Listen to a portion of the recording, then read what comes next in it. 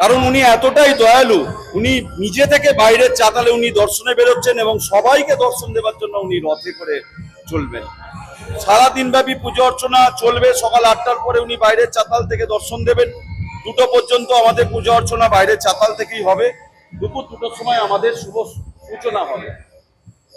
আমাদের প্রথম উঠবে নারায়ণশিলা, তারপরে উঠবে মা সুভদ্রা, তারপরে উঠবে বলভদ্রদেব এবং তারপরে উঠবে জগতের নাথ, জগতের পিতা, পরম পিতা জগন্নাথ দেব।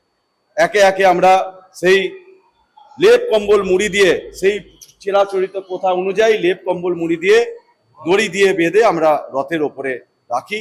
রথের সিংহাসনের 4র্থ তলায় আমরা ওনাকে পুষ্পমাল্যে ভূষিত করি, স্বর্ণ অলঙ্কারে ভূষিত করি। উনি রাজা সেজে বসবেন সেই 4র্থ তলায়। 3য় তলায় আমরা রামলীলা চিত্র দিয়ে ঢেকে দিই, 2য় তলায় কৃষ্ণ লীলার চিত্র দিয়ে ঢেকে দিই এবং 3য় তলায় একদম লাস্ট ফ্লোরে আমরা চৈতন্য লীলার চিত্র দিয়ে ঢেকে দিই। এবং সেই মাইসের রথ সর্বজন বিদিত। এই মাইসের রথে রামকৃষ্ণ ঠাকুর এসেছেন, চৈতন্য মহাপ্রভু আমাদের এই যে জগন্নাথ দেবের মূর্তিকে স্পর্শ করে পুজো করেছেন। এটা চারটিখানি ব্যাপার নয়।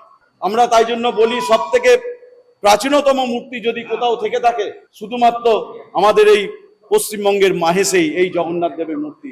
তাই জন্য মাহেশ মাহেশ মাহেশ যথা প্রভু জগন্নাথ বিভু পরমেশ, এমন দয়াল ঠাকুর কোথায় আছে সকল ব্যথার শেষ। Anshu network, deeper stories, wider views.